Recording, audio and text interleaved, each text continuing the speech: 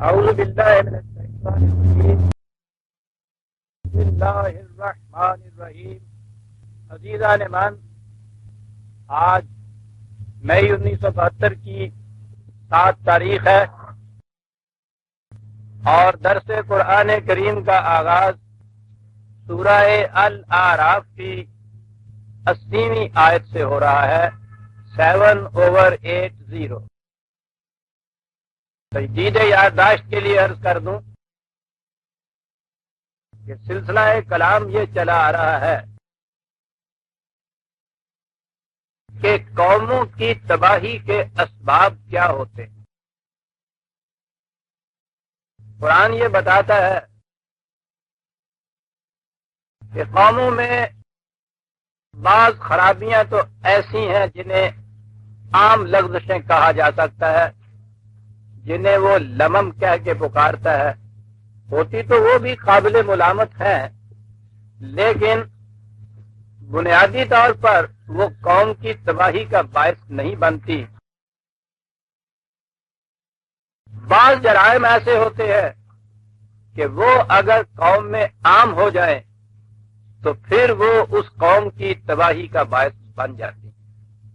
انہیں آپ کبائر الاسم کہیے قرآن کی اصطلاح میں۔ وہ کبائر، وہ بنیادی اور بڑی بڑی خرابیاں جو اس کی قوت کو مضمحل کر دیتی ہیں، اسم کے یہی معنی ہے نا۔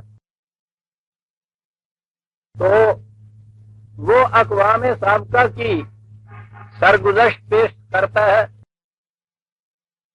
تاریخ کے اس فلسفے کے ساتھ کہ یہ چیزیں محض ہنگامی اتفاقی طور پر واقعہ نہیں ہو جاتی، بلکہ ایک اٹل غیر متبدل قانون مکافات عمل ہے، جس کے معنی یہ ہے کہ جس قوم میں بھی اس قسم کی صورت پیدا ہو جائے گی وہ قوم تباہ ہو کر رہے گی، اور اس کی شہادت یہ ہے کہ فلاں دور میں فلاں قوم میں اسی قسم کی صورت پیدا ہو گئی تھی تو وہ قوم تباہ ہو چکی۔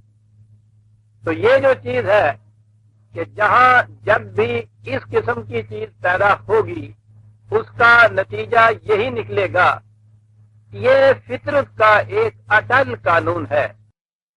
یہ جتنے سائنسدان ہیں آپ ان سے پوچھئے تو وہ بتاتے یہ ہیں کہ فطرت کے 2 بنیادی اصول ہیں جن پر یہ سارا کارگاہ کائنات اس حسن و خوبی سے چل رہا ہے۔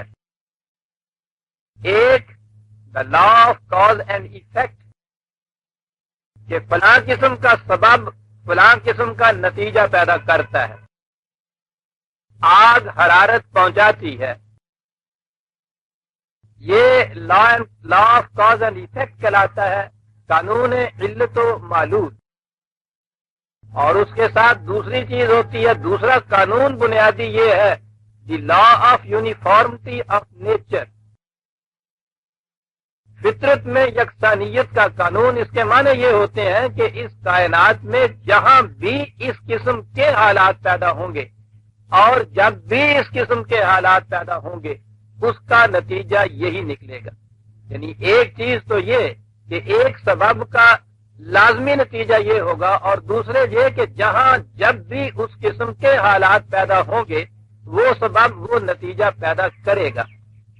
عام مبادیات جو سائنس کے ہیں ان میں یہ چیز بتاتے ہیں، پانی حرارت سے کھولتا ہے، اتنا درجہ حرارت ہو تو اس پہ پانی کھولنا شروع ہو جاتا ہے۔ لیکن یہ چیز ہوتی ہے سطح سمندر کے اوپر، اتنی اونچائی پر۔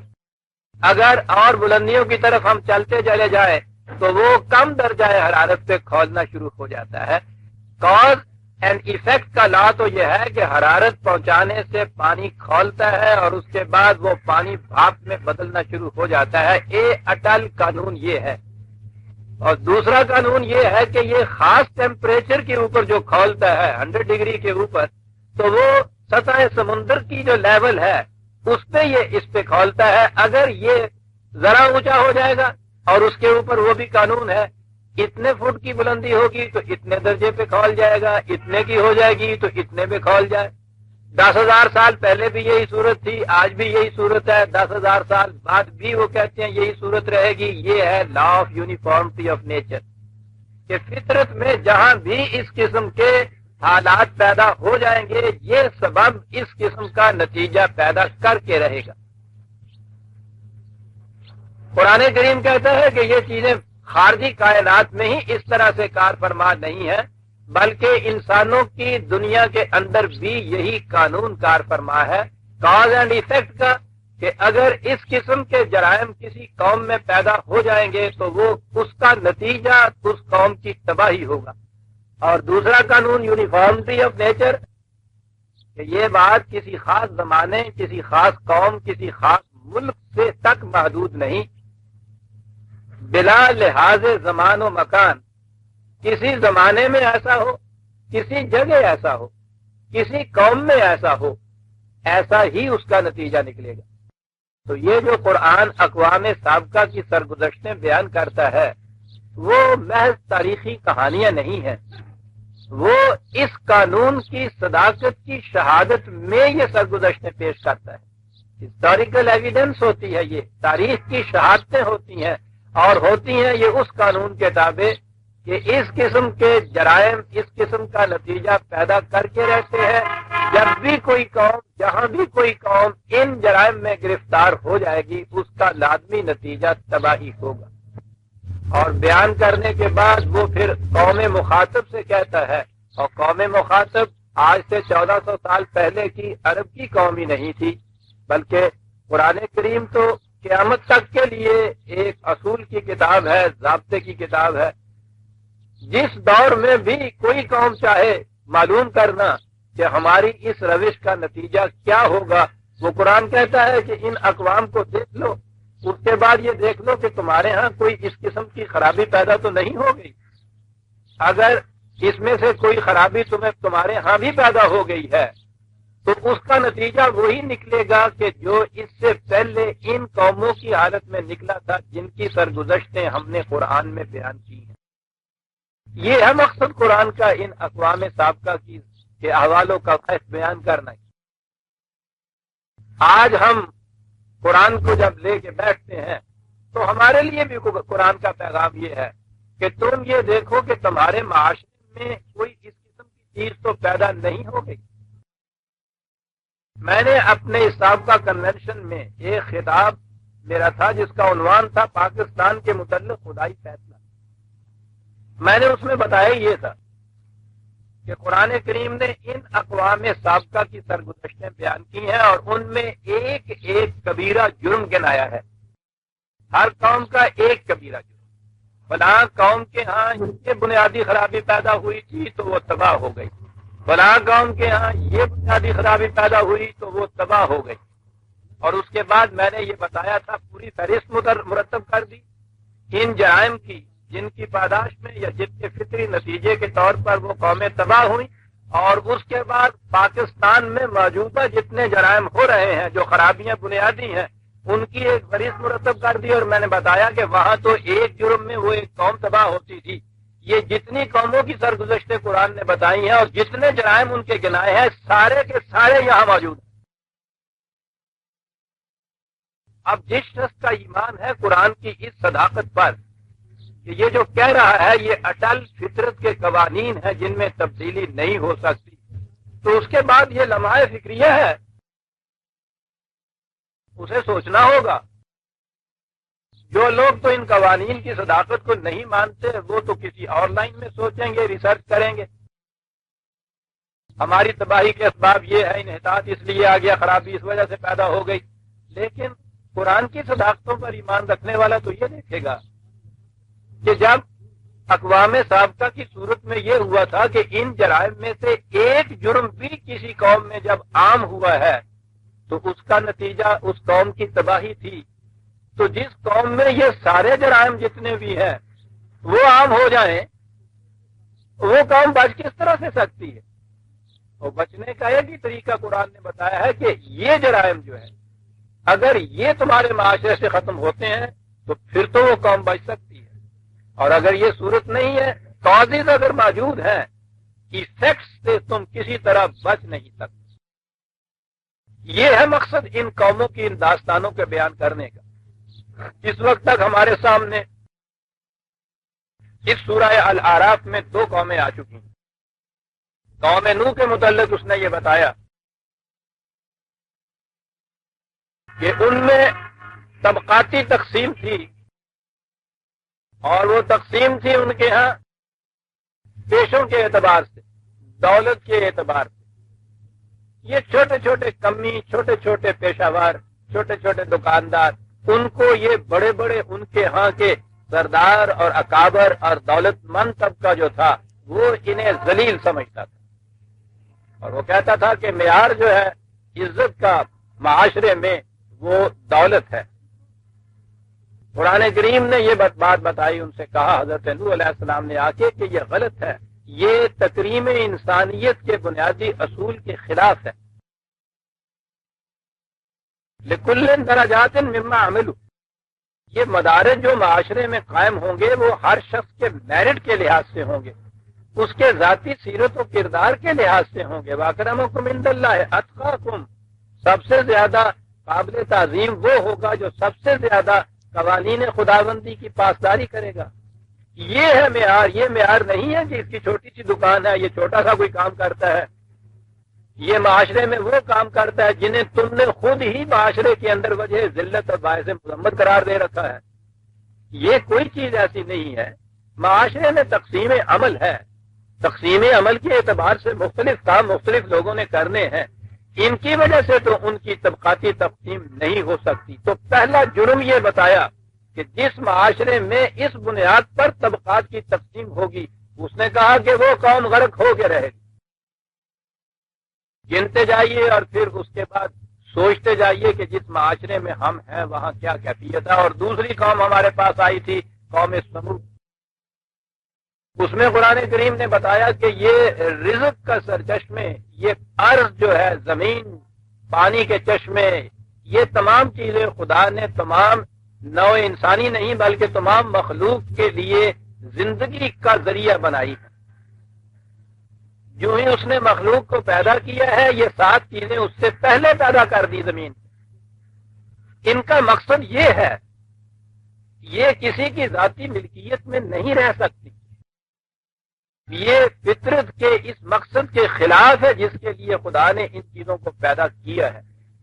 کہا یہ کہ وہ قوم سمود جو تھی، انہوں نے ان کے ہاں غلہ بانی معیشت کا ذریعہ تھی، ریوڑ پالتے تھے وہ، لیکن بڑے بڑے اکابر جو تھے ان کے ہاں، انہوں نے چراگاہوں اور چشموں کے اوپر لکیریں کھینچ کے میری اور تیری کی تقسیم پیدا کر دی تھی، اور پھر اپنی چراگاہوں میں وہ نہ غریبوں کے مویشیوں کو چرنے دیتے تھے، نہ اپنے چشموں سے انہیں پانی پینے دیتے تھے۔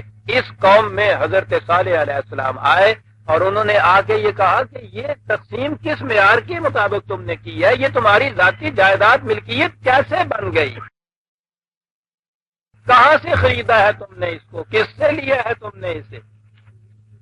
یہ تو پوری مخلوق کے رزق کے سامان زیست کے لیے پیدا کیا گیا ہے، اس لیے سامان زیست اور ذرائع پیداوار پر ذاتی پرائیویٹ ملکیت جو ہے، انہوں نے آگے کہا کہ یہ بہت بڑا جرم ہے، مخلوق خدا میں سے کسی ایک کو بھی اس کے رزق سے محروم کر دینا، یہ بہت بڑا جرم ہے۔ اور جس قوم میں یہ جرم عام ہو جائے گا، یعنی اس کی معیشت ہی ایسی ہو گئی کہ یہ ساری چیزیں بے حد و نہایت انفرادی ملکیت میں لی جا سکتی ہیں، اس نے کہا کہ وہ قوم تباہ ہو کر رہے۔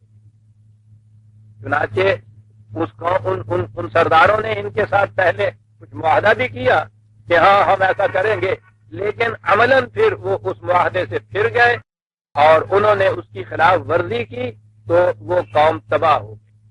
وہ دوسری چیز ہمارے سامنے یہ آئی کہ ذرائع رزق پر اگر ذاتی ملکیت قائم کر دی جائے اور اس طرح سے خدا کی مخلوق کو محروم کر دیا جائے اس زیست کے ذرائع سے، تو وہ قوم تباہ ہو کر رہتی۔ یہ دوسری چیز ہمارے ہاں۔ اگلی چیز ہمارے سامنے آتی ہے قوم لوط کی داستان۔ اس میں سیکس کے متعلق بنیادی اصول بتایا گیا، جنسیات کے متعلق بات کہی گئی ہے۔ قرآن بات جب کرتا ہے تو وہ ایکسٹریم پہ جب کوئی چیز چلی جاتی ہے تو وہ مثال کے طور پر بیان کرتا ہے، اور باقی ساری چیزیں اس کے ذیل میں آ جاتی ہیں۔ جنسی بدنہادی کی جو ایک ایکسٹریم شکل ہو سکتی ہے، انتہائی شکل ہو سکتی ہے، اس کا قرآن نے ذکر کیا ہے یہاں، اور وہ چیز ہے کہ جسے قوم لوط کی نسبت سے نام ہی اس جرم کا لواطت ہو گیا ہے۔ اس قوم کا دارالسلطنت سوڈوم تھا، SODOM، انگریزی زبان میں اسی نام کی نسبت سے سوڈومی اس جرم کا نام ہو گیا ہے۔ یہ جنسی بدنہادی کی انتہائی چیز ہے جسے قرآن نے بیان کیا، لیکن انتہائی شکل کے یہ معنی نہیں کہ اس سے نیچے جتنی شکلیں جو بھی ہم رائج کر لیں وہ اس ذیل میں نہیں آتی۔ قرآن نے اس کے لیے اصول یہ بتایا ہے۔ کہا یہ ہے، میں پہلے یہ 4 آیتیں ہیں ان کو بیان کرتا ہوں اور پھر عرض کروں گا کہ یہ کتنی اہم چیز تھی جو قرآن نے بیان کی ہے۔ وَلُوطٌ إِذْ قَالَ لِقَوْمِهِ أَتَأْتُونَ الْفَاحِشَةَ مَا سَبَقَكُم بِهَا مِنْ أَحَدٍ مِّنَ الْعَالَمِينَ، انہوں نے آگے ان سے کہا حضرت لوط نے کہ تمہارے ہاں یہ جو اس قدر گھناؤنا جرم ہے، یہ تو ایسی چیز ہے کہ اس سے پہلے کسی قوم میں بھی اس چیز نے اس قدر عمومیت اختیار نہیں کی تھی جیسی کہ تمہارے ہاں میں دیکھ رہا ہوں۔ انکم لتاتون الرجال شہوۃ من دون النساء، یہ کیا چیز ہے کہ تم لواطت کی طرف آ گئے ہو؟ یہ تو فطرت کے منشا کے بالکل برعکس ہے۔ یہ ہے چیز آگے جو کہی، بل انتم قوم مسرفون۔ اب یہ دیکھیے، یہ یہاں قوم مسرف ان کو کہا ہے، اسراف کرنے والی قوم۔ اسراف کے معنی ہوتا ہے جس مقصد کے لیے کوئی چیز دی گئی ہو اس مقصد کے لیے اسے استعمال نہ کرنا بلکہ ضائع کر دینا۔ مثال اس کی ان کے ہاں عربوں کے ہاں یہ تھی جو آج ہمارے ہاں بھی یہ کاشتکاروں میں، زمینداروں میں، زراعت پیشہ لوگوں میں موجود ہے کہ جب وہ پانی دیتے ہیں، کنویں سے پانی نکالتے ہیں تو وہ نالیوں کے ذریعے سے پانی کھیت تک پہنچتا ہے۔ اسے ہمارے ہاں اسے آڑ کہتے۔ وہ وہاں اگر آپ کہیں گاؤں میں گئے ہوں گے تو آپ نے دیکھا ہوگا کہ وہ دور کھیت ہوتا ہے، یہاں سے پانی اس آڑ میں وہاں تک پہنچتا ہے۔ ایک آدمی وہ اس کے ادھر ادھر ایک نگرانی کرتا رہتا ہے اس پانی کی۔ وہ نگرانی کس بات کی ہوتی ہے کہ راستے میں کہیں سے وہ آڑ یا نالی جو ہے ٹوٹ نہ جائے، اور اس کے ٹوٹنے سے پانی بجائے اس کے کہ کھیت میں پہنچے وہ راستے میں ہی ایک طرف کو بہ جائے۔ یہ جو کسی آڑ میں سے پانی کا کھیت میں پہنچنے کی بجائے کسی اور طرف کو بہ جانا ہے، اسے اسراف کہتے ہیں، اور اسے قوم مسرفون کہا ہے قرآن۔ کس حسین انداز سے بات کہہ جاتا ہے یہ، اور پھر انداز اس کے ہاں تہذیب کا جسے آپ کہتے ہیں، بات کرنے میں ہر چیز کا خیال رکھنا کہ اس میں بازاریت نہ پیدا ہو جائے، سوقیت یا ابتذال نہ پیدا ہو جائے، وہاں بات اشارتاً کرتا چلا جاتا ہے۔ میں بھی محسوس کر رہا ہوں اس عنوان کو میرے سامنے آ رہا ہے، میری بیٹیاں میری بہنیں ہوتی ہیں مجلس میں موجود، ان کے سامنے بات کھول کے بیان نہیں کی جاتی۔ ہمارے ہاں کا معاشرے کا انداز یہ ہے، قرآن اس انداز کو اپنے ہاں رکھتا ہے۔ اب قوم مسرفون اس نے کہہ دیا ہے کہ جس کے اندر ساری بات آ گئی لیکن اس میں بازاریت نہیں آئی، سوقیت نہیں آئی، اس کے اندر بات بھی سمجھا گیا ہے۔ اب یہ جو چیز کہہ گیا ہے یہ اسراف کی مختلف شکلیں ہوں گی۔ مقصد تو جنسی اختلاط کا افزائش نسل ہے، یہ سیدھی بات ہے۔ فطرت کا طریق ہمارے سامنے ہے، انسان سے نیچے تک حیوان کی زندگی میں جنسی اختلاط کا مقصد افزائش نسل، اس میں کہیں استثناء نہیں ہے اس سے پیش۔ اب جہاں بھی یہ جو مادہ ہے افزائش نسل کا، اس کو کھیت میں پہنچانے کی بجائے راستے میں کسی دوسری طرف اس کو ڈائیورٹ کر دیا جائے، بہا دیا جائے، یہ اسراف ہو جائے گا۔ اور اسی لیے اس نے نساؤکم حرث لکم کہا ہے۔ یہ تو کھیتی ہیں۔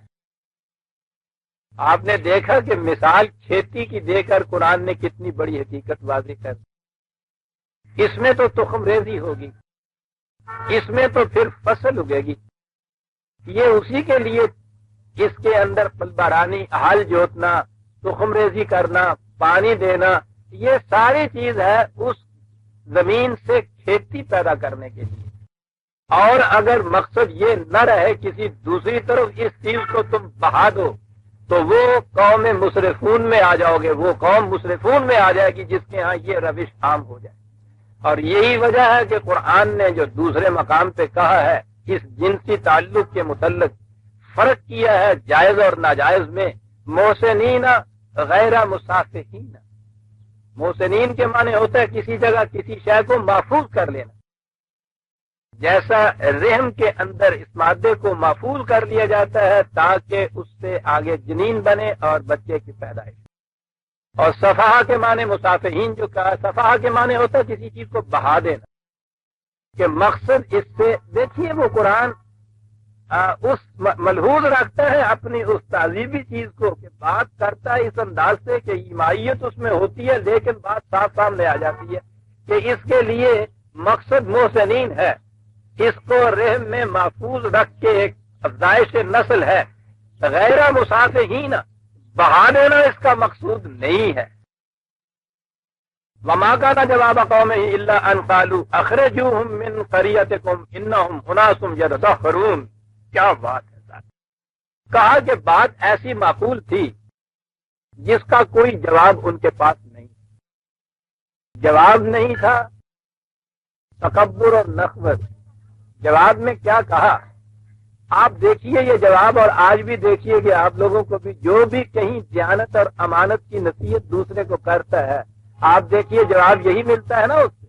کہا یہ کہ یہ ان کو نکالو گاؤں سے باہر، یہ بہت بڑے پاکیزہ بن رہے ہیں۔ ارے بھائی تم پاکیزہ لوگوں کا ہم خبیثوں میں کیا کام، جہاں نکلو گاؤں سے۔ جو آج بھی یہ جواب ملتا ہے، اے بڑا ایماندار بندہ پہ اجے جی دیکھنا ہے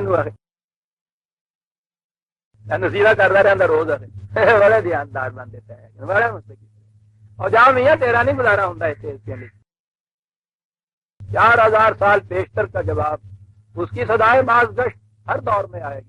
قرآن یہ ہنگامی واقعات بیان نہیں کر رہا، دلیل کا جواب نہیں ان کے پاس، جواب یہ ہے کہ یہ بڑے پاکیزہ بنتے پھر رہے ہیں ساتھ، لہذا اس کا علاج کیا ہے؟ ان کا علاج یہ ہے ان سے کہو کہ بھائی جاؤ کہیں کہ کوئی پاکیزہ لوگوں کی بستی ہے تو وہاں جا کے بسو، ہم تو اسی قسم کے ہیں بھائی، ہمارے اندر تمہارا گزارا نہیں ہو سکتا، اور اگر تم نے اور باتیں چار اس قسم کی کی تو دھکے دے کے نکال دیے جاؤ گے۔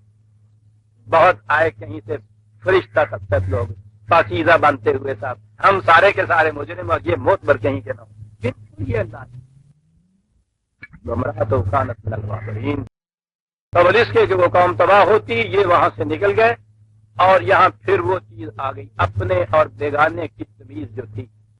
حضرت نوح کے علیہ السلام کے واقعہ میں یہ کہا کہ ان کا حقیقی بیٹا وہ ان کے ساتھ غرق ہو گیا، اور جب حضرت نوح نے کہا کہ یہ تو میرے اہل میں سے تھا تو کہا کہ یہ اہل میں سے نہیں ہے، اس لیے کہ تعلق سارا بایولوجیکل ہے، یہ تو حیوانی سطح کا تعلق ہے۔ انسانی سطح کا تعلق جو ہوتا ہے وہ آئیڈیالوجی اور فکر و نظر کی ہم آہنگی میں ہوتا ہے، ایمان کا اشتراک ہوتا ہے۔ ایمان کے اشتراک کی بنا پر جو تم میں شامل ہو گیا وہ تمہارا ہے، اور جو اس سے باہر رہا خواہ وہ بیٹا ہے تمہارا نہیں۔ حضرت ابراہیم کے سلسلے میں کہا کہ یہ باپ تمہارا تمہارے میں سے نہیں، اپنوں میں سے نہیں ہے۔ یہاں بیوی کے متعلق کہہ دیا کہ یہ تم میں سے نہیں ہے۔ آپ دیکھتے ہیں کہ کس طرح سے یہ مقام آ جاتا ہے کہ جہاں یہ سارے انسانوں کے خود ساختہ رشتے منقطع ہو جاتے ہیں، رشتہ ایک ہی باقی رہ جاتا ہے اور وہ ہے ایمان کے اشتراک کا رشتہ۔ بات دوسری طرف نکل جائے گی، ورنہ میں آپ کو دو قومی نظریے کے اوپر بھی لے آتا، لیکن خیر وہ اسی وقت بیان کروں گا جب وہ کوئی چیز سامنے آئے گی کہ قرآن ان رشتوں کو، باپ بیٹے کے رشتے کو رشتہ تسلیم نہیں کرتا، میاں بیوی کے رشتے کو رشتہ تسلیم نہیں کرتا۔ قطعت مدنی زندگی کی ایک ضرورت ہے جس کے لیے یہ چیز ہے، یہاں آ کے یہ ٹائی پڑ جائے تمہارے میں اور اس رشتے میں، اور وہ جو فکر و نظر کا، آئیڈیالوجی کا، نظریے کا، ایمان کا رشتہ ہے اس میں اگر یہ تمہارے ساتھ شامل نہیں ہے تو یہ کوئی رشتہ نہیں ہے۔ یہ جائے کہ ایک وطن کی حدود کے اندر پیدا ہونے والے سارے لوگ کہ جن میں کوئی کسی قسم کی فکر اور نظر اور عقیدہ اور تصور اور فلسفہ اور نظریہ حیات کا کوئی اشتراک نہیں، محض اس لیے کہ یہ ایک جغرافیکل باؤنڈری کے اندر پیدا ہو گئے ہیں، انہیں آپ ایک قوم تصور کریں، اپنے میں سے تصور کریں، قرآن کی بنیادی تعلیم کے خلاف ہے۔ اسے دو قومی نظریہ کہتے ہیں کہ جو اس آئیڈیالوجی میں تمہارا ہم آہنگ ہے وہ تمہاری قوم کا فرد ہے، جو اس میں ہم آہنگ نہیں ہے، بیٹا بھی کیوں نہیں ہے، باپ بھی کیوں نہیں ہے، بیوی بھی کیوں نہیں ہے، تمہاری قوم میں سے تو نہیں ہے، قرآن کہتا ہے۔ بات دوسری طرف ہے، کہا یہ کہ وہ بیوی بھی جو تھی وہ چونکہ ان کے ساتھ تھی اس لیے ان کے ساتھ ہی رہی، انہی کے ساتھ غرق ہوئی۔ وَأَمْطَرْنَا عَلَيْهِمْ مَطَرًا، یہ میں کسی دوسرے مقام پہ عرض کروں گا کہ قوموں کے اخلاقی جرائم اور یہ جو ان کے طبعی اسباب ہوتے ہیں تباہی کے، ان میں بنیادی تعلق کیا ہے، یہ بڑی اہم چیز ہے۔ لیکن اس وقت ہم صرف یہ دیکھتے چلے جائیں کہ وہ اکابر جرائم جس سے قرآن نے کبیرہ جرائم بنیادی جرم قرار دیا ہے جس سے قومیں تباہ ہوتی ہیں، وہ کیا ہے؟ کہا کہ وہ ان کے اوپر تباہی کی ایک بارش ہوئی، تباہ ہو گئے۔ فانظر کیسا کان عاقبۃ المجرمین، یہ ہے وہ اصل سبق۔ اے قوم مخاطب، ذرا غور و فکر سے کام لو اور دیکھو کہ مجرمین کی قوم کا انجام کیا ہوتا ہے۔ اب اسے بھی قرآن نے وہ جرم قرار دیا جس کا نتیجہ قوم کی تباہی ہو۔ میں نے کہا تھا کہ میں یہ 4 آیتیں بیان کر لوں تو پھر آؤں گا اس چیز پر۔ یہ جنسی تعلق کا مسئلہ اس دور میں اگر آپ دیکھیں تو مغرب نے جو تصور حیات دیا ہے انسان کے متعلق، انسانی زندگی کا نظریہ یا فلسفہ، وہ دیا ہی یہ ہے کہ یہ ایک حیوان کی بڑی ہوئی شکل ہے، یہی طبی قوانین کار فرما ہے، انہی کے مطابق اس کی مشینری چلتی ہے، اس سے زیادہ انسان میں کچھ اور ہے نہیں۔ اور جب یہ تصور حیات کا قائم کر لیا جائے تو اس کے بعد پھر جائز اور ناجائز، حرام اور حلال، طیب اور خبیث، اس قسم کی کوئی تمیز۔ طبی زندگی، طبی اسباب کے ماتحت اس مشینری نے زندہ رہنا ہے۔ وہ جس طریقے سے بھی آپ کو حاصل ہو جائیں، زیادہ سے زیادہ یہ ہے کہ سوسائٹی جو قوانین مقرر کر دے اس کے مطابق چلنا جو ہے، وہ قانون کے مطابق چلنا، اس سوسائٹی کے قانون کی خلاف ورزی کرنا، وہ قانون کی خلاف ورزی یا سرکشی ہو جائے گی۔ صرف سوسائٹی کے بنائے ہوئے قانون، اور سوسائٹی کیا ہے؟ انہی لوگوں کا مجموعہ۔ یہ جب بازاروں میں چلتے پھرتے ہیں، گھروں میں رہتے ہیں تو وہ معاشرہ کے افراد ہوتے ہیں، جب وہ پارلیمنٹ میں بیٹھ جاتے ہیں، جا کے قانون ساز بن جاتے ہیں، تو وہاں وہ قوانین جو بناتے ہیں وہ سوسائٹی کے قوانین کہلاتے ہیں یا قوانین مملکت کہلاتے ہیں۔ انہی لوگوں میں سے سوسائٹی کے قوانین کوئی باہر سے نہیں ملتے، تو ظاہر ہے کہ جس قسم کی سوسائٹی ہوگی اسی قسم کے قوانین۔ ٹھگوں کی بھی ایک سوسائٹی ہوتی، ان کے اپنے قوانین، اور وہ ہم آپ سے زیادہ سختی سے ان قوانین کی پابندی کرتے تھے۔ ڈاکوؤں کے بھی اپنے قوانین ہوتے، جوا کھیلنے والوں کے بھی اپنے قوانین ہوتے، شرابیوں کے بھی اپنے کچھ کلب کے کچھ ضوابط ہوتے ہیں۔ سوسائٹی کے تو یہ قوانین ہوتے ہیں، تو سوسائٹی کے قوانین زیادہ سے زیادہ ہوتے ہیں اس نظریہ زندگی کے ماتحت، جس میں انسان کی زندگی کو محض طبعی زندگی، فزیکل لائف، میٹیریل لائف کے لیا جائے، اس سے آگے انسان کی کوئی پوزیشن نہ بتائی جائے۔ یہ جو تصور ہے کہ زندگی طبعی زندگی ہے، اس کے تابع جیسا میں نے عرض کیا ہے، جہاں کھانے پینے میں سوسائٹی کے قوانین کے علاوہ اور کوئی پابندی نہیں رکھی گئی، اسی طرح سے جنسی اختلاط میں بھی ان کے ہاں کوئی پابندی نہیں، وجود اس پابندی کے جو سوسائٹی عائد کرتا ہے۔ اب اس سوسائٹی نے جب اسے حیوان قرار دیا تو اب یہ جو جنسی پابندیاں تھیں ان کو اس نے ریلیکس کرنا شروع کیا۔ اس نے کیا کرنا شروع کیا؟ جب آپ اس نئی نسل کے ذہن میں یہ ڈال دیں بات کہ صاحب زندگی یہی حیوانی زندگی، طبعی زندگی ہے، اس سے زیادہ کچھ نہیں، تو خود بخود ذہن اس طرف آتا ہے کہ جو بھی ہماری طبعی خواہشات ہیں وہ اسے پورا کرنے کا نام کامیاب ہے۔ زیادہ سے زیادہ یہ کہ سوسائٹی جو ایک پابندی عائد کر دے اس کا خیال رکھنا ضروری ہے، کیونکہ اس کی سزا سوسائٹی کے ہاتھ میں جائے۔ اگر ایسا انتظام کر دیا جائے کہ سوسائٹی کی رزق میں نہ آئے، اس کی سزا نہ ملے، کسی طرح سے ایویژن ہو جائے، تو وہ بھی پھر ہوتا ہے۔ جب یہ تصور دے دیں آپ زندگی کا تو اس کے بعد تو پھر پابندیاں جو ہیں وہ بے معنی ہو کر رہ جاتی، اور پھر جب ان کے ذہنوں میں ان پابندیوں کی کوئی اہمیت نہ رہے اور یہی جا کے قوم بیٹھ جائے ایوان میں پارلیمنٹ میں قانون بنانے کے لیے، تو وہ جس چیز کو اپنے لیے وہ خوشگوار سمجھیں گے، پسندیدہ سمجھیں گے، جو کچھ کرنے کو جی چاہے گا، سوسائٹی ابھی ان کو مایوب قرار دیتی ہے، پارلیمنٹ کے اندر جا کے انہوں نے میجورٹی آف ووٹ سے اسی کو قانون بنایا، سوسائٹی میں اس کی عام اجازت ہو گئی۔ سیکس کے متعلق بھی یہ چیز ہوئی، اس نظریے کے بعد یورپ سے یہ چیز چلی، اور آہستہ آہستہ انہوں نے اس کو ایکسپٹ کرنا شروع کر دیا۔ ابھی آج سے 100 سال پہلے ان کے یہاں خاصی پابندیاں تھیں، کامن صاحب کی پابندی تو تھی، بیڈ لاک کی پابندی تو تھی، آہستہ آہستہ سے پہلے وہ یہ چیز اڑائی کہ یہ ٹھیک ہے نوجوان لڑکا اور لڑکی اپنی باہمی رضامندی سے، یہ ایک طبی تقاضا ہے، اس کو وہ جس طرح سے جی جائے پورا کر لے، سوسائٹی اس کے اندر، حتیٰ کہ اس طریقے سے اگر ان کے یہاں پریگنینسی یا حمل بھی ہو جاتا ہے تو سوسائٹی کی نگاہوں میں معیوب نہیں، بچہ بھی پیدا ہو جاتا ہے تو سوسائٹی کی نگاہوں میں معیوب نہیں ہے۔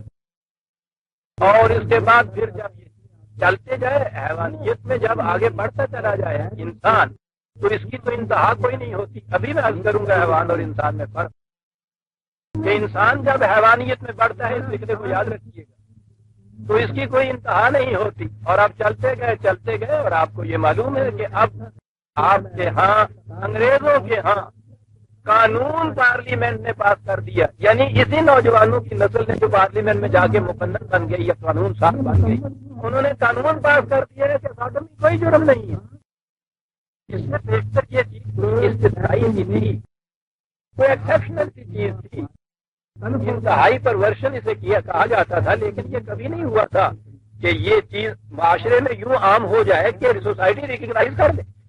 قوم لوط کا جب میں اپنی زندگی میں یہ کہہ رہا ہوں کہ جب ابتدان یہ قوم لوط کا قصہ آتا تھا تو بڑا تعجب ہوتا تھا کہ کیا کوئی قوم اس درجے تک بھی گر سکتی ہے کہ قوم کے اندر یہ چیز ریکگنائز ہو جائے، قوم کا یہ چلن ہو جائے، یہ روش ہو جائے، یہ ان کے ہاں کی عام معاشرے کا عام معمول بن جائے۔ کیا ایسا بھی ہو سکتا ہے؟ ذہن میں نہیں آتا تھا۔ اتنے ہی عرصے کے اندر اپنی آنکھوں سے دیکھتے دیکھتے میں ان قوانین کو دیکھتا چلا گیا کہ جن میں وہ ریلیکسیشن پیدا کرتے چلے جا رہے تھے، پھر بھی ابھی 2-3 سال پہلے بھی ذہن اس طرف نہیں جاتا تھا کہ یہ اس انتہا تک پہنچ جائیں گے، اور وہ اس انتہا تک پہنچ گئے۔ اب قانون جرم ہی نہیں ہے۔ میں نے عرض کیا تھا کہ جب انسان حیوانیت میں آگے بڑھ جائے تو انتہا نہیں ہوتی۔ حیوان کے اوپر تو فطرت نے خود کنٹرول رکھا ہوا ہوتا ہے، حیوان تو اس کنٹرول سے آگے بڑھ ہی نہیں سکتا۔ اتنا بڑا کنٹرول فطرت کا ہے کہ مقصد جنسی اختلاط کا افزائش نسل ہے نا، حیوان جنسی اختلاط کرتا ہی نہیں ہے اس مقصد کے علاوہ کسی اور۔ اسی وقت میٹنگ سیزن ان کے یہاں فطرت نے مقرر کیا، اس وقت جنسی اختلاط ہوتا ہے، اور جب بھی کسی ماتا کو، گائے کو، بکری کو، بھینس کو جب حمل ٹھہر جاتا ہے تو اس کے بعد وہیں وہ بیل اور وہ بھینسا اور وہ وہیں ہوتے ہیں، پھرتے رہتے ہیں سر، وہ کبھی خیال تک بھی نہیں کرتے، اس لیے کہ وہ جو مقصد تھا افزائش نسل کا اس اختلاط سے وہ پورا ہو گیا، فطرت نے اس کے اوپر کنٹرول رکھ دیا، اس کے بعد سوال ہی نہیں پیدا ہوتا تھا کہ پھر وہ موقع نہ کہیں آئے۔ لیکن انسان کے معاملے میں تو ہوا یہ ہے کہ حیوان سے یہ اس اعتبار سے اونچا گیا کہ اسے اختیار و ارادہ دیا۔ اختیار و ارادہ دینے کے معنی یہ تھے کہ فطرت نے اپنا کنٹرول کھینچ لیا، کیونکہ اگر فطرت کا کنٹرول بھی حیوان کی طرح رہتا تو پھر اختیار و ارادہ تو نہیں رہ سکتا تھا۔ اس نے کی اور اس نے کہا کہ اچھا یہ کنٹرول اٹھایا ہے نا تم نے، پھر آپ دیکھو صاحب کہاں تک پہنچتا ہوں میں۔ اور جو میں نے کہا کہ حیوان کی تو انتہا کی صورت یہ ہے کہ فطرت جس مقام تک پہنچنے کے بعد کہتی ہے اس کا، اس کے بعد ان میں اس کا اختیار ہی نہیں ہوتا کہ جب بھی وہ سگنل سامنے ٹریفک کا آ جائے اس کے بعد ایک قدم بھی وہ آگے پہنچائے۔ لیکن یہ انسان کا اختیار و ارادہ ہے، اس اختیار ارادے کا ابیوز کرنا ہے۔ اس نے کہا یہ تھا کہ تم اپنے اختیار سے فطرت کے حدود کا خیال رکھو، جنہیں حیوانات کی صورت میں ہم زبردستی روکتے ہیں تم اپنے اختیار و ارادے سے وہاں رکو. سڑک کے چوراہے کے اوپر ایک طریقہ تو یہ ہے کہ بہت باہر لگا دی جائے اور جب بھی وہ سیدھا کراس نہ کرنے کا مقصد ہو تو وہ وہاں پھاٹک لگا دیا جائے, گاڑیاں رک جائے. تھا یہ تو کوئی رکنا نہ ہوا. شرف انسانیت نہیں, شرف انسانیت یہ تھا کہ ان کو صرف نشان دے دیا جائے کہ ابھی آگے نہیں بڑھنا اور ان کی اختیار دے دیا جائے کہ اپنے چوائس سے اب تم نے رکنا ہے. لیکن یہ تو چوائس کو اتنا ابیوز کر رہا ہے اور ساری جتنی بھی اس دنیا کے اندر فسادات کی جڑ ہے وہ اس کا اپنے اختیار کو ابیوز کر. اور یہ جو مسئلہ ہے جنسیت کا, اس میں تو اس نے جیسا میں نے عرض کیا ہے کہ اب بدنہادی یا پرورشن جسے کہتے ہیں اس کی انتہا ہے جہاں یہ کرتے. یہ کسی اخلاقی ضابطے کے ماتحت نہیں. قوموں کے اندر بعض روایات ہوتی ہیں, ان کے ماتحت بھی جب ان روایات کو قومیں قائم رکھتی ہیں اپنے ہاں, اس سے بھی ایک بندش ہو جاتی ہے. میری اپنی زندگی کے بچپن نہیں دیر تک ہم گاؤں کے رہنے والے تھے. عام طور پر گاؤں کی زندگی میں بھی اور ہمارے یہاں شہری زندگی بھی اتنی زیادہ کوٹڈ کہہ رہا ہوں مہذب نہیں ہوتی تھی. اس زندگی میں صورت یہ تھی, روایت یہ آ رہی تھی کہ بچہ پیدا ہو تو اسے 2 سال تک کم از کم دودھ پلانا ضروری ہے. روایت یہ جب تک بچہ دودھ پیتا ہے اس وقت تک حمل نہیں ہو. معنی حمل تو اس زمانے میں کنٹراسیپٹیو ہوتے ہی نہیں تھے. اس کے معنی ہوتے تھے کہ جنسی اختلاط نہیں ہوگا. یہ معمول تھا ہمارے ہاں معاشرے کا, یہ روایت چلی آ رہی تھی ہمارے ہاں.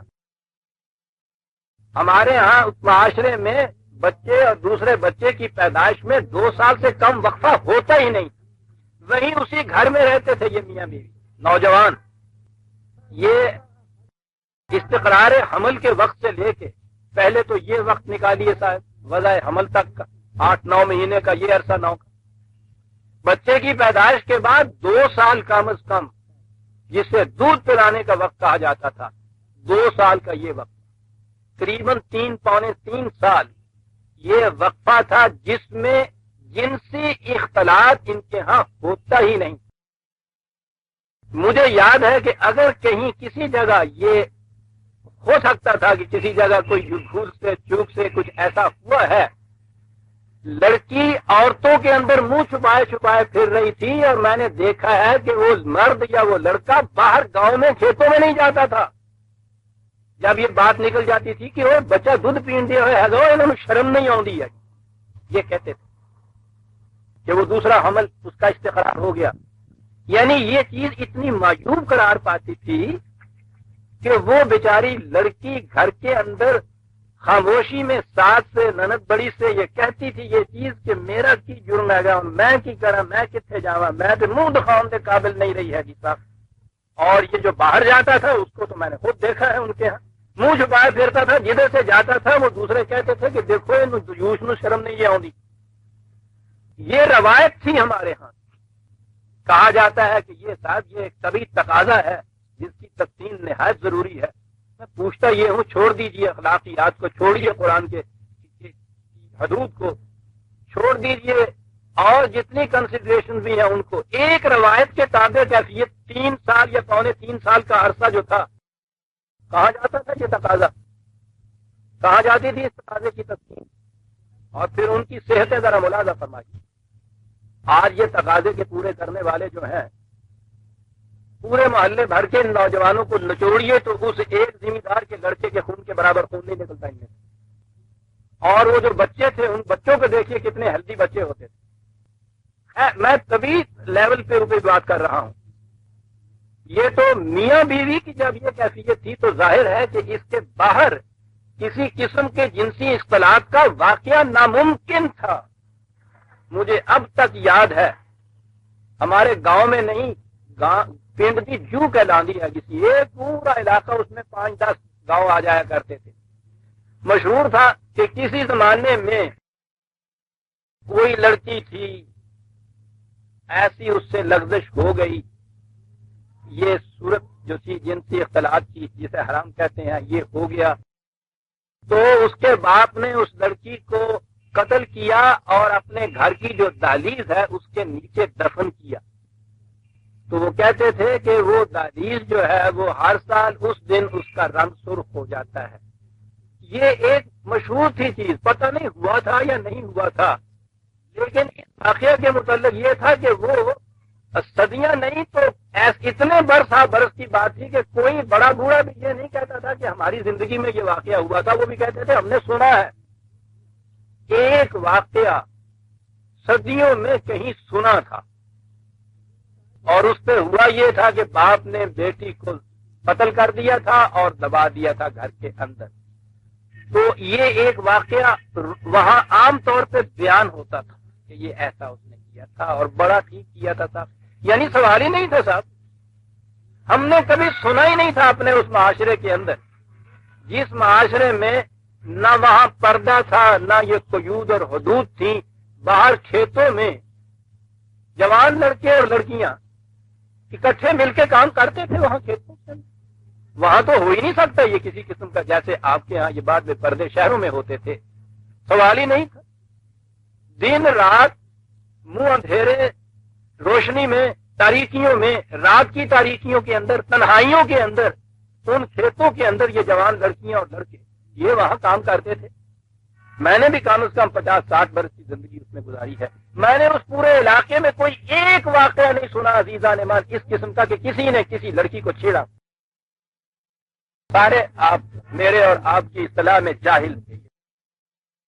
جو حالات کی یہ کیفیت مجال ہے کہ یہ کسی قسم کی کوئی بولنی جن کو کہنے نہیں یہ بات کر دینی کچھ چیٹی مار دینی یا اس قسم کا آنکھ بھر کے دیکھ لینا سوال ہی نہیں پیدا ہوتا تھا. سب معاشرے کے اندر پھرتے تھے اسی طرح. عام معاشرے کی یہ صورت تھی. شادی شدہ جوڑے کی یہ کیفیت تھی کہ قریباً 3 سال کا عرصہ جو تھا 3.25 سال کا عرصہ کہہ لیجیے. اس دوران میں اگر ان سے جنسی اختلاط کی میاں بیوی سے اگر یہ غلطی کہیں ہو گئی تو اس کا نتیجہ یہ تھا وہ منہ چھپائے پھرتے. یہ کل کی بات تھی ہمارے صرف روایات کی بنا پہ بھی یہ پابندیاں ہمارے یہاں آئے. اب اس کے بعد جو یہ وہ روشنی پھیلی کہ جس نے کالکوں اور اندھیروں کو عام کر دیا. اب روایت بھی کوئی نہیں رہی معاشرے کی.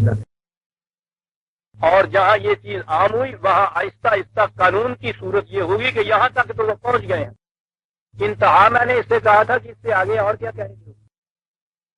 یعنی میرج کی ادھر صورت ضرورت نہیں ہے.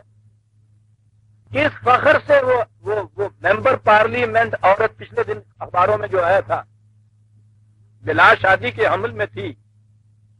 کسی نے کسی طرح سے پتہ نہیں وہ کوئی بوڑھا ہوگا کوئی ایک بات ٹوکی کیا تھی اس نے اٹھ کے صاحب ایوان کے اندر وہ کوہرام مچایا کہ یہ ہماری آزادی کے اوپر حق گیری والی بات ہے اس کو برداشت نہیں کیا جا سکتا. ایوان نے اسے کہا معافی مانگو.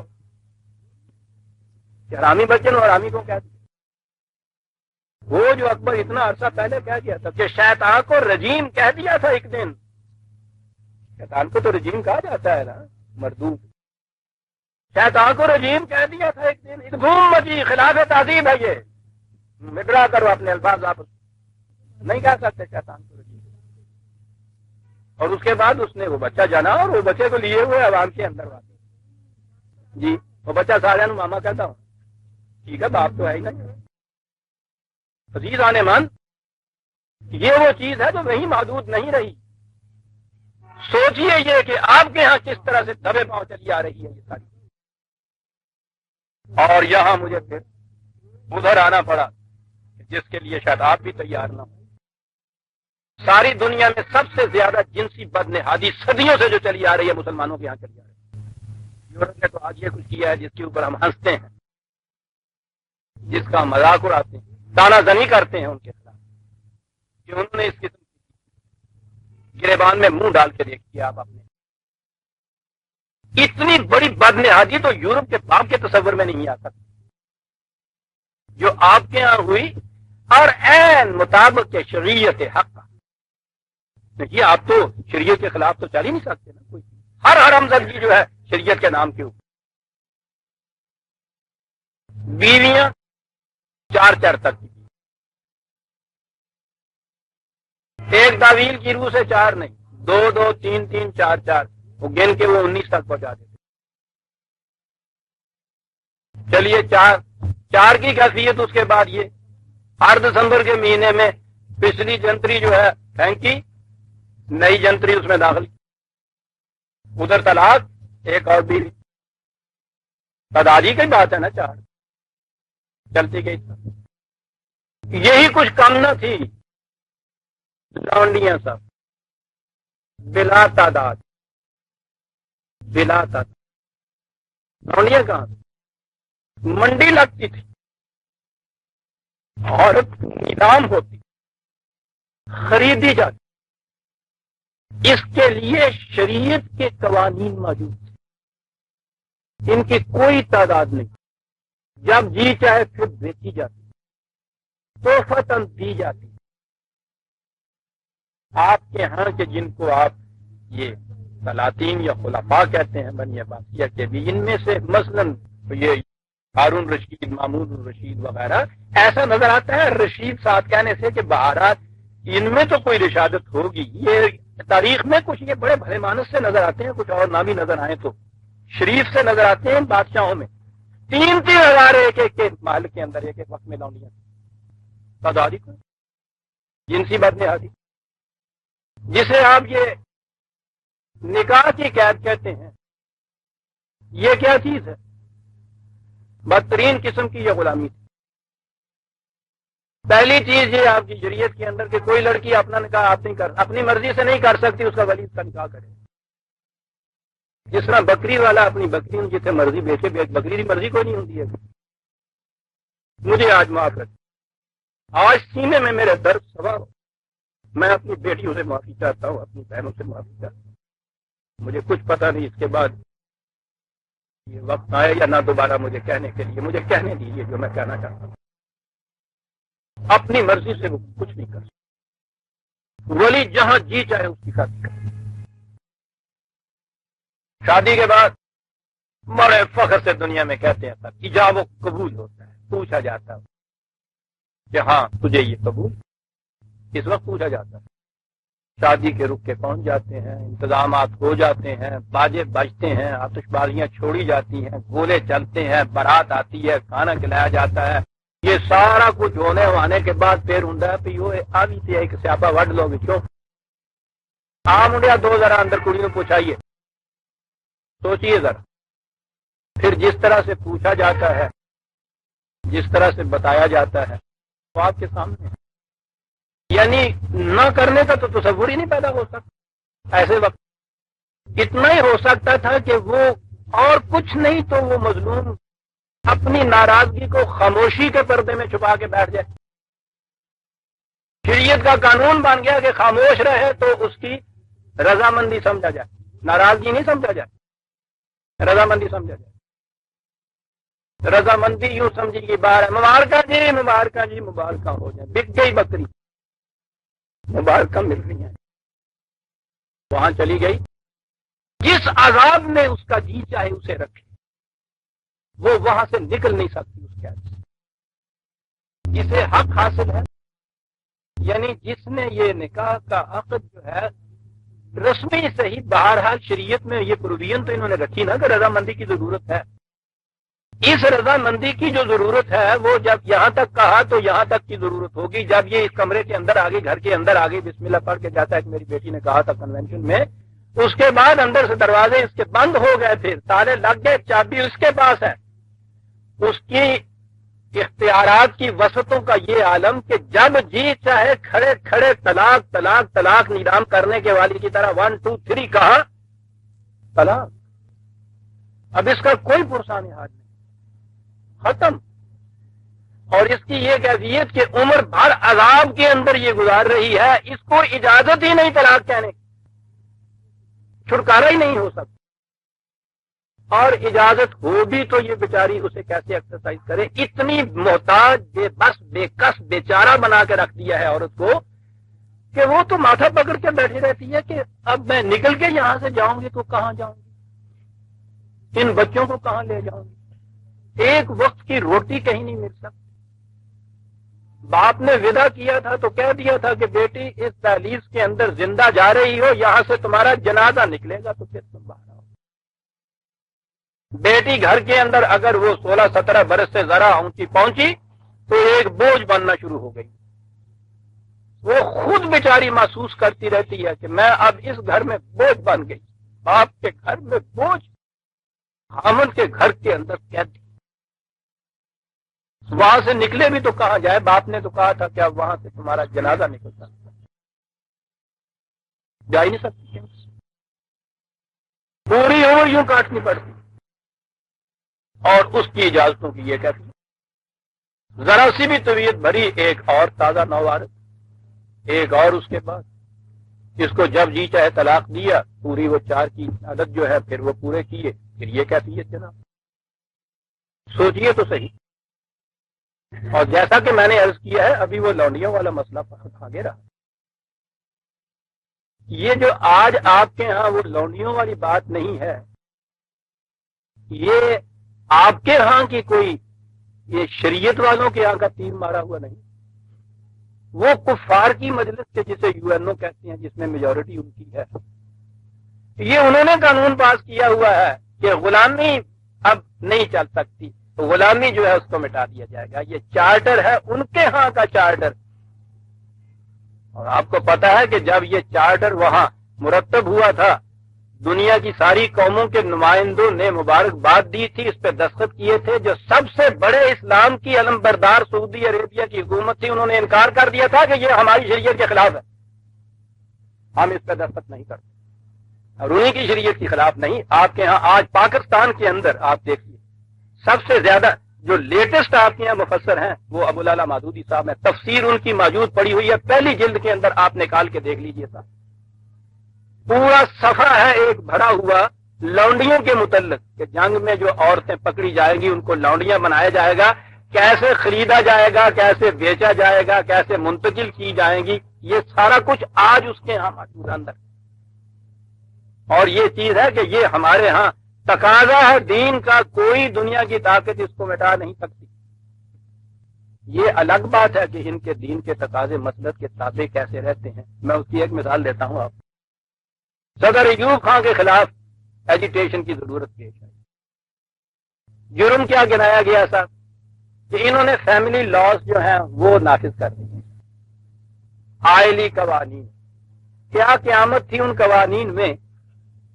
صرف اتنی سی بات تھی کہ نکاح نامے میں ایک خانہ اس میں درج بڑھا دیا گیا تھا جس میں یہ لکھا گیا تھا کہ خاوند نے اجازت دے دی ہے اس اور بیوی کو کہ وہ چاہے تو اپنی مرضی سے طلاق لے سکے.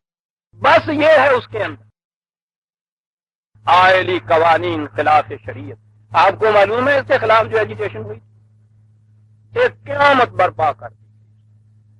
مسلسل اس کے تقاضے ہو گئے کہ یہ شخص جو اتنا بڑا خلاف قانون، یہ خلاف شریعت کرنے والا شخص ہے، اس کو صدر نہیں رکھا جا سکتا. اڑایا. چلے گئے وہ. یا خان کے پورے 3 سال کے دور میں آئلی قوانین اسی طرح سے رہے، ایک آواز نہیں آئی. یا خان کے متعلق کہا گیا کہ حضرت علی کے سچے عاشق جانشین خلافت راشدہ کو دوبارہ زندہ کرنے والا، وہ اسی طرح سے. اب اس کے بعد پھر آواز اٹھ رہی ہے کہ الحمدللہ اب تو شریعت کا نفاذ ہوگا. کیا ہوگا جی؟ آئلی قوانین منسوخ کیے جائیں گے. آئلی قوانین منسوخ. کانسٹیٹیوشن کے اندر یہ لکھا ہوا موجود ہے کہ غلامی کو یہاں مٹا دیا جائے گا، ایبالش کر دیا جائے گا. ایک لفظ اس کے خلاف نہیں کہا جا رہا. کہاں گئے وہ دین؟ کہاں گئے اس کے تقاضے؟ کچھ نہیں کہا جا رہا. دین کا تقاضا بتایا گیا کہ مرتد کی سزا قتل. ایک کتاب اس کے اوپر ٹیمپلیٹ لکھی ہے ان کے ماضی، اور وہ قتل بھی انفرادی طور پر ایک ایک کا نہیں ہے، وہ ویسے کرے ہول سیل.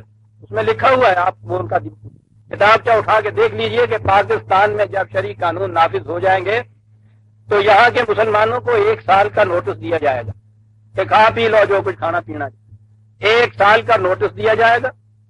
1 سال کے بعد اگر ہمارے سرٹیفکیٹ کے مطابق اگر ان کا اسلام ہوا تو وہ تو زندہ رکھے جائیں گے. اگر ایسا نہ ہوا تو ان سب کو قتل کر دیا جائے گا. مرتد کی سزا ان کا پیمفلٹ کتابچہ موجود ہے، سب کو قتل کر دیا جائے گا. اس کے خلاف جب کہا گیا تو وہی پرویز صاحب کافر ہے، ملیدہ بے دین ہے. یہ اسی کے بدنصیب کے حصے میں آیا ہے کہ ان چیزوں کی مخالفت کرے. کہا گیا کہ یہ دین کا تقاضا ہے، اس کو ضرورت کیسے ہو گئی اس کے خلاف کرنے کی؟ بہت اچھا صاحب، جو کانسٹیٹیوشن بنے ہوئے ہیں اور آج بھی جو عبوری کانسٹیٹیوشن ہے اس میں موجود ہے کہ ہر شخص کو مذہب کی آزادی ہوگی، ایک لفظ اس کے خلاف نہیں کہا جا رہا۔ دین کے تقاضے میں کہہ رہا تھا یہ عزیزان من کہ آپ کے ہاں کے اس مذہب نے جو مذہبی پیشوائیت کا بنایا ہوا ہے، جنسیات کے معاملے میں آپ دیکھیے، آپ یورپ کی بدنہادی کے اوپر حرف گیری کرتے ہیں، یہ چیزیں آپ کو معلوم نہیں ہیں؟ یہ پھاٹک کھولے ہوئے ہیں آپ نے۔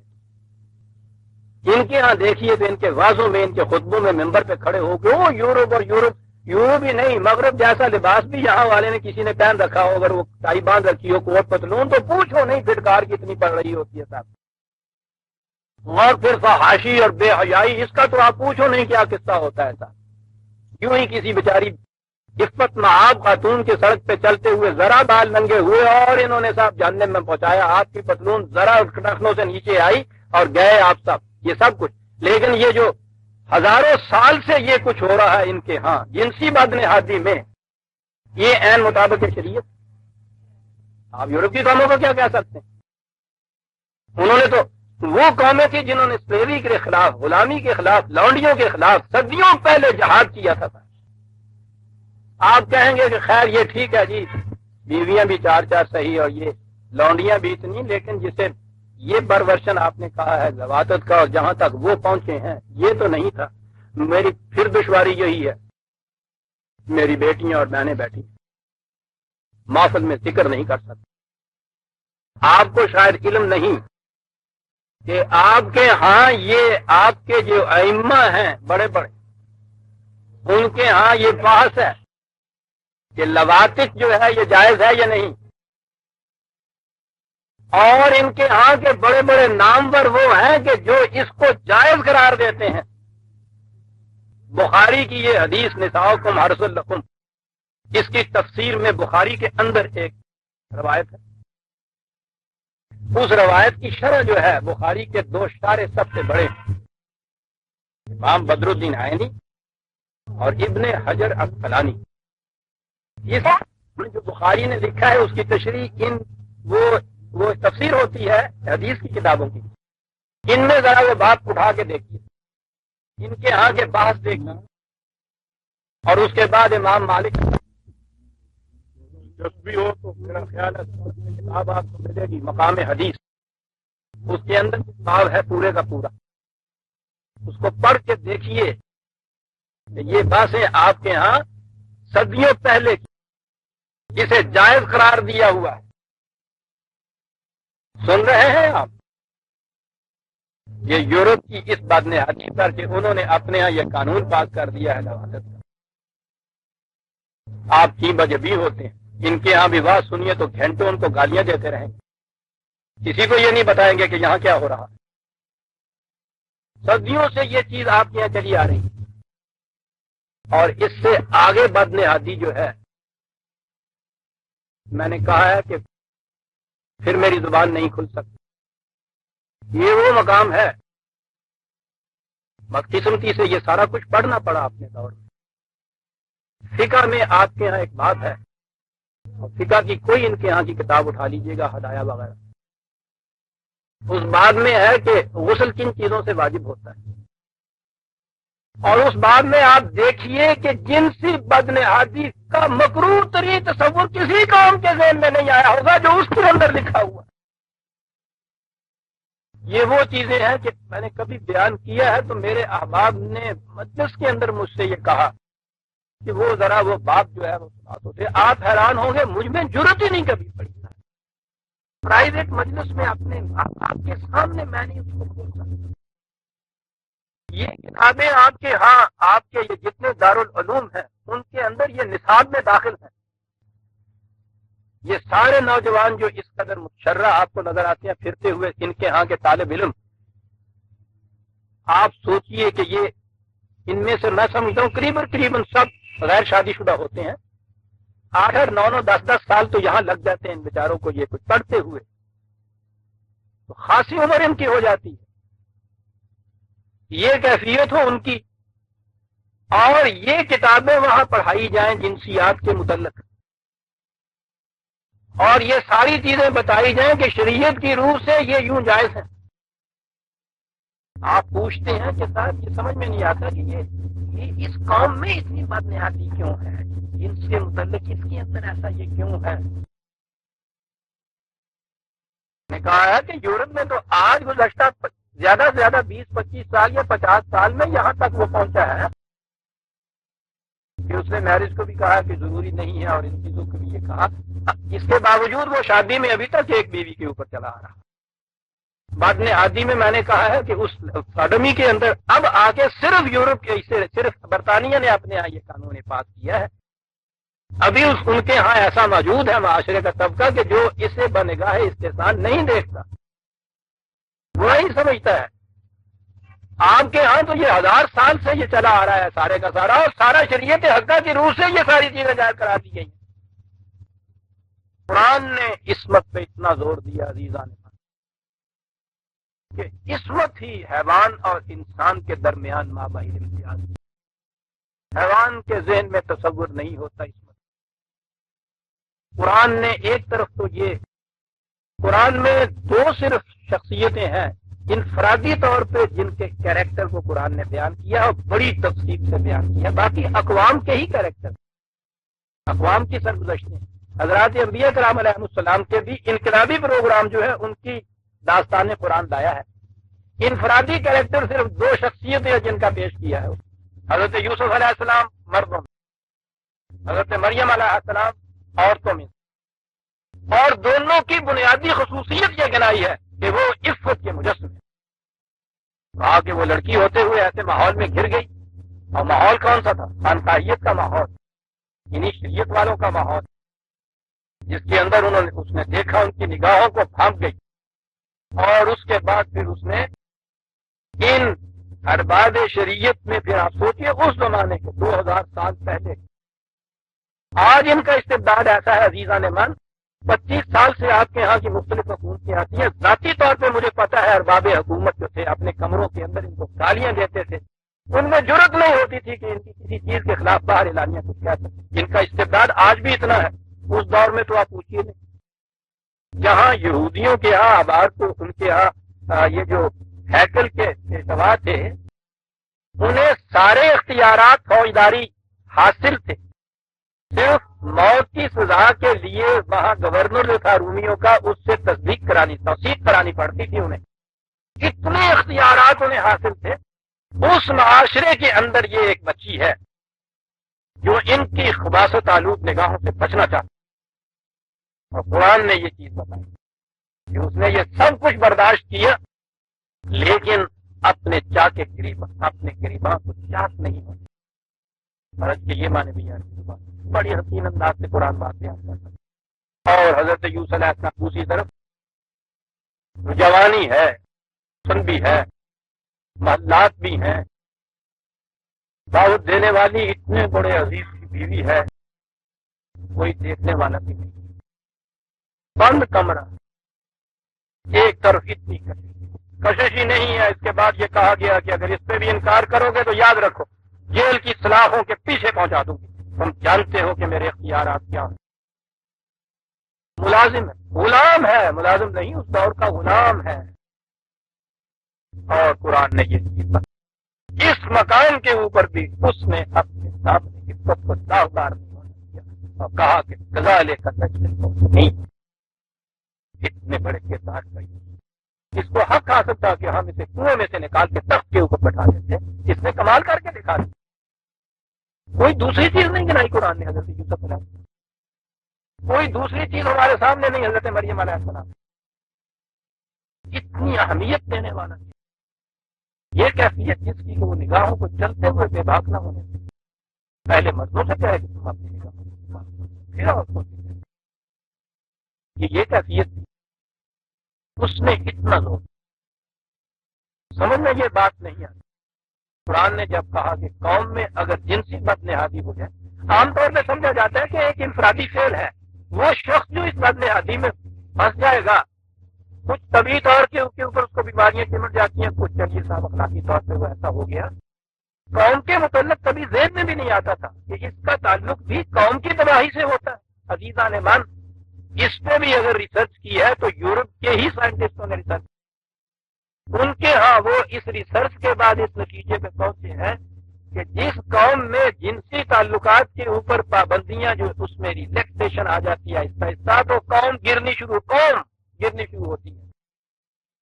اور جیسا کہ میں نے کئی دفعہ کوٹ کیا ہے، انون تو اس نتیجے پہ پہنچا ہے کہ ایسی قوم 3 نسل تک زیادہ سے زیادہ اپنے آپ کو بچا سکتی ہے، اس کے بعد اس کے بچنے کا کوئی طریقہ ہی نہیں ہے صاحب، جو جی میں آئے کر کے دیکھیں۔ انہیں انگریزوں کے ہاں آکسفورڈ کے اندر ہے بیٹھا ہوا، انہیں کو یہ بتا رہا ہے کہ یاد رکھو قوم کہتا ہے تباہ ہو جائے گی اگر تم نے جن، اور اس نے صاحب ریسرچ جو کی ہے 80 پریمیٹیو قبائل کے اندر جا کے ہو رہا ہے، اس کی ہسٹری 18 مہذب قوموں کی تاریخ پوری اس نے مرتب کی ہے، اس کے بعد وہ اس نتیجے کے اوپر پہنچا ہے۔ اور یہ چیز وہ پھر قوم لوط کا قصہ بیان کرتا ہے کہ کسی اور کو کہیں اور سے اگر یقین و اطمینان نہ آئے تو قوم لوط کا انجام دیکھیے کہ کیا ہوا تھا۔ وہ کہتا ہے یہی انجام تمہارا بھی ہوگا، اپنی قوم کو وہ بتا کہہ رہا۔ اب یہ بات سمجھ میں آتی ہے قرآن کریم نے اسے اس اکابر جرائم جو ہیں ان میں کیوں شمار کیا۔ یہ چیزیں بیان کرتے ہوئے لوط کا قصہ، قوم لوط کا قصہ، ہر بار ان جرائم کے اندر وہ اس کو لے کے آتا ہے۔ یہ انفرادی چیز نہیں ہے، اس کا بڑا گہرا تعلق انسان کی نفسیات سے، بڑا گہرا تعلق۔ نگاہ کی پاک بازی سے انسان کی پرسنالٹی اتنی بیلنس رہتی ہے جس کا اندازہ نہیں کوئی کرتا۔ آج ہم کسے سمجھائیں اور کیسے سمجھائیں؟ ہم ادھر کے کیا سمجھائیں گے؟ ایک طرف تو انہیں کلیسا کھینچ رہا ہے، وہ یورپ کی راہ چلی آ رہی ہے۔ یہ طبقہ پھر بھی ہمارے ہاں ابھی تھوڑی تعداد میں ہے۔ یہ جو آپ کو یوں نظر آتا ہے نا کہ صاحب یہ نوجوان طبقہ، یہ ایجوکیٹڈ طبقہ، یہ مہذب طبقہ، یہ تو شہروں کے اندر آپ کو نظر آ رہا ہے، یہ آبادی نہیں ہے آپ کی۔ 85% آبادی آپ کی تو باہر گاؤں میں بستی ہے، جہاں یہ چیز گئی نہیں۔ وہاں کیا صورتیں ہیں سر؟ وہاں ہر مسجد میں مولوی صاحب بیٹھے ہوئے ہیں جو ان دارالعلوموں میں یہ کتابیں پڑھ کے گئے ہوئے، ان کی ذہنیت جنسیت کے اندر ڈوبی ہوئی ہوتی ہے، ان کے خیالات اس کے اندر ملوث ہوتے ہیں، اور اسے وہ کوئی جرم نہیں سمجھتے بلکہ شریعت حقہ کے مسائل سمجھتے۔ یہی کتابیں آگے پڑھائی جاتی، انہی کے درس دیے جاتے۔ بڑے بڑے ائمہ کرام جن کے نام کے ساتھ علیہ الرحمہ ساتھ لگانا پڑتا ہے، ان کی سندیں اور فتوے اس میں درج ہوتے۔ درس کر رہا ہوں، بیان نہیں کر سکتا، آپ ضرور دیکھ لیجیے گا اس کتاب کے اندر یہ باب بڑا اہم باب ہے۔ کوئی دلیل، امام مالک کا نام آپ نے تو سن رکھا ہوگا نا، اتنی عظیم الشان آپ کے ہاں یہ شخصیت ہے، اس کے یہاں وہ پاس میں لکھا ہوا ہے کہ جب اس نے یہ کہا کہ ہم نے سنا ہے کہ آپ بھی، کسی نے یہ کہہ دیا کہ شاید آپ تو اس کو جائز نہیں کہتے، کہنے کے کیا کہہ رہے ہو؟ میری بیٹیاں معاف رکھیں، ماتھے پہ ہاتھ مارا اور کہا کہ میں تو ابھی غسل کر کے آیا۔ یہ پڑھایا جا رہا ہے، پوچھتے ہیں اس قوم میں یہ جنسی بدلے آئی، اور اس کے بعد پھر آگے پوچھتے ہیں تو پھر اس قوم کے اوپر یہ تباہیوں کی بارش کیوں ہو رہی ہے؟ وہ یہ کہتا ہے اس قوم کو کہ وَأَمْطَرْنَا عَلَيْهِمْ مَطَرًا۔ زبان میں مطر کے معنی بارش، مطرہ کا اس باب میں مطرہ ہو تو وہ بارش جو خوشگوار نتائج پیدا کرے گی۔ کسی کو اگر امطرا کہا جائے تو وہ بارش جو تباہیاں لائے، صاحب ایک لفظ کا باب بدلنے سے وہ کہتے ہیں، قرآن کہتا ہے وَأَمْطَرْنَا عَلَيْهِمْ مَطَرًا۔ اس قوم پہ تو جو بارش بھی برستی ہے وہ بھی تباہیاں لے آتی ہے، خشک سالی تو ایک طرف رہی، لاؤ خوشحالیاں جتنی لانا چاہتے، ٹھیک ہے تمہارا نظام سوشلزم کا، سوشلسٹ، یہ ساری چیزیں جو ہیں برساؤ گے نا یہ بارش، وہ کہتا ٹھیک ہے امطرنا علیہم، ایک بارش یوں بھی برسا کرتی جو تباہیاں لے آیا کرتی۔ یہ کیفیت ہو آپ کے یہاں، اگر سیکولر اسٹیٹ مل بنتی ہے تو یورپ کی طرف سے آئی ہوئی تباہی آ جاتی ہے، اگر یہ آپ اسلامی بناتے ہیں ان مذہبی پیشوائیت کے تصور کے مطابق تو ان کے ہاں سے لائی ہوئی جنسی بدنہادی ان سے 1000 گنا زیادہ آپ کے ہاں آ جاتی ہے۔ اور اس کے بعد پھر آپ اس تباہ کن بارش سے بچنا چاہتے ہیں. عزیزان ایمان، اگر ایمان ہے اس قرآن کے اوپر کسی کو تو پھر تو اسے یقین رکھنا چاہیے کہ 1000 تدبر کی فضول کاریاں آپ کے ہاں ہوں، جب یہ جرائم ہو جائیں گے پیدا تو قوم بچ نہیں سکتی. 3 جرم تو آ گئے آپ کے ہاں. طبقات میں تقسیم کیا جائے دولت کے معیار سے. رزق کے جتنے ذرائع ہیں ان کو ذاتی ملکیت میں لے لیا جائے، لکیریں میری اور تیری کی بات. اور قوم میں جنسی بدنہادی اتنی عام پھیل جائے. 3 جرائم ہوئے. ان میں سے ایک ایک جرم جس قوم میں ہوا قرآن نے کہا وہ تباہ ہو گئی. ابھی تو 3 ہوئے نا اپنے ہاں، آگے چلیں گے، وقت ہو گیا. سورہ الاعراف کی آیت 84 تک ہم آ گئے. 85 آیت سے آئندہ لیں گے. ربنا تقبل منا انک انت السمیع العلیم.